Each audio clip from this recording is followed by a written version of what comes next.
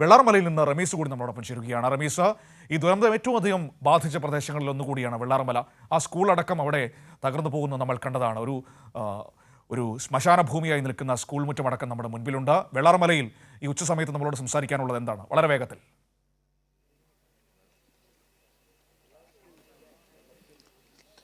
മനു പറഞ്ഞതുപോലെ 13-ാം ദിവസവും സമാനതകളില്ലാത്ത രക്ഷാദൗത്യമാണ് ഈ മേഖലയിലാകെയും തന്നെ നടന്നുകൊണ്ടിരിക്കുന്നത്. നിലവിൽ മറ്റു മേഖലകളിലേതുപോലെ ഇവിടെയും ചൂട് കനത്തതിനാൽ ഇപ്പോൾ തിരച്ചിലിന് വന്നവരൊക്കെയും തന്നെ ഭക്ഷണം കഴിക്കുന്നതിനും അല്പനേരം വിശ്രമിക്കുന്നതിനുമായി മടങ്ങിപ്പോകുന്നതിൻ്റെ ദൃശ്യങ്ങളാണ് നമ്മൾ കാണുന്നത്. ഈ മേഖലയിൽ നേരത്തെ കണ്ടതുപോലെ പ്രാഥമിക ഘട്ട പരിശോധനകളെല്ലാം പൂർത്തിയായി കഴിഞ്ഞു. ഇനിയിപ്പോൾ ഈ പ്രദേശവാസികളുടെ സഹകരണത്തോടു കൂടി ഇവിടെ ക്യാമ്പിൽ കഴിയുന്ന ആളുകളുടെ സന്നദ്ധ പ്രവർത്തകരുടെ നേതൃത്വത്തിൽ അവർ പ്രദേശവാസികൾ ചൂണ്ടിക്കാണിക്കുന്ന ഭാഗങ്ങളിൽ പരിശോധന നടത്താനാണ് നിലവിൽ തീരുമാനം. രാവിലെ 9 മണിക്ക് തന്നെ ഈ സന്നദ്ധ പ്രവർത്തകർ ഈ മേഖലയിൽ തിരച്ചിൽ ആരംഭിച്ചിരുന്നു. നേരത്തേതുപോലെ തന്നെ കൃത്യമായി രജിസ്റ്റർ ചെയ്ത സന്നദ്ധ പ്രവർത്തകർ തന്നെയാണ് ഈ മേഖലയിലാകെയും തന്നെ പരിശോധന നടത്തുന്നത്. ഇനി ദുർഗന്ധം വമിക്കുന്ന സ്ഥലങ്ങളിൽ അവിടങ്ങളിലാണ് കൂടുതൽ പരിശോധന നടത്തുന്നത്. മാത്രമല്ല പല വീടുകളും ഈ പരിസരങ്ങളിലുണ്ട്. പലതും 2 നിലകളുള്ള വീടുകളാണ്. ഈ വീടുകളിൽ പലയിടത്തും വിലപിടിപ്പുള്ള പല സാധനങ്ങളുണ്ട്. അപ്പോൾ അതൊക്കെയും തന്നെ ശേഖരിക്കുക എന്ന ലക്ഷ്യത്തോടു കൂടിയാണ് ഇപ്പോൾ ഇവിടെയൊക്കെയും തന്നെ പരിശോധന നടക്കുന്നത്. കാരണം നമ്മൾ കുറച്ച് ദിവസങ്ങളെ കാണുന്നുണ്ടായിരുന്നു ഈ ഒരു പരിശോധനയുടെ ഭാഗമായി വിലപിടിപ്പുള്ള പല സാധനങ്ങളും വീടുകളിൽ നിന്ന് ലഭിക്കുന്നുണ്ട്. അപ്പം അതൊക്കെയും തന്നെ ശേഖരിക്കാനും തിരിച്ചെടുക്കാനുമായി ക്യാമ്പിലുള്ളവരൊക്കെയും തന്നെ തിരിച്ചു വരുന്നുണ്ട്. ഈ ദൃശ്യങ്ങളിൽ കാണുന്നത് പോലെ തന്നെ പലതും 2 നില വീടുകൾ പലതും ഉണ്ട്. പലയിടത്തും വലിയ വിലപിടിപ്പുള്ള സാധനങ്ങൾ ആഭരണങ്ങളായും സർട്ടിഫിക്കറ്റുകളായും മറ്റും തന്നെയുണ്ട്. അപ്പോൾ അതൊക്കെയും തന്നെ കളക്ട് ചെയ്യുന്നതിന് വേണ്ടിയാണ് ഇപ്പോൾ കൂടുതലായിട്ടും ഇവിടെ ആളുകൾ എത്തുന്നത്.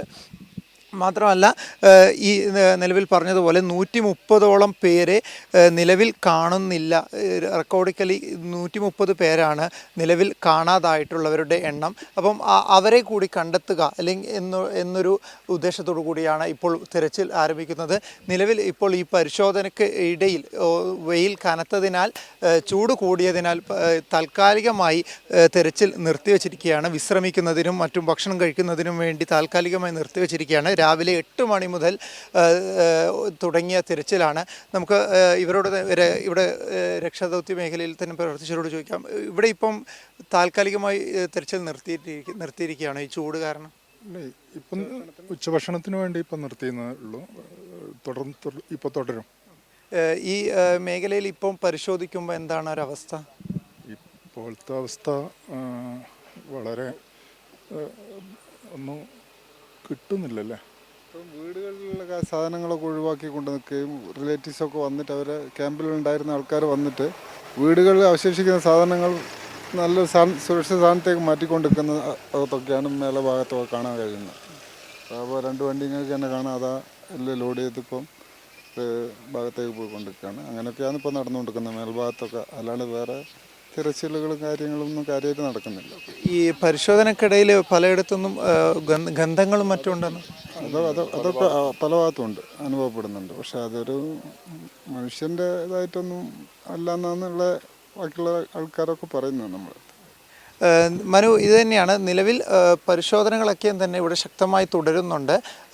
ഈ ഗന്ധം വമിക്കുന്നിടത്ത് പലയിടത്തും പല കന്നുകാലികളുടെയും മറ്റ് ജീവികളുടെയും ഒക്കെയാണ് ഗന്ധം പലപ്പോഴും പരിശോധനയ്ക്കിടയിൽ കണ്ടെത്തുന്നത്. എന്തായാലും ഈ പരിശോധന വൈകുന്നേരം വരെ തുടരും. പരമാവധി ആളുകളെയും തന്നെ ഇവിടത്തേക്ക് ആളുകളെ വിന്യസിച്ചുകൊണ്ട് പ്രദേശവാസികളുടെ സഹകരണത്തോടു കൂടി തന്നെ പരിശോധന ശക്തമാക്കാൻ തന്നെയാണ് തീരുമാനം. മനു, റമീസ് വിവരങ്ങൾ നൽകി.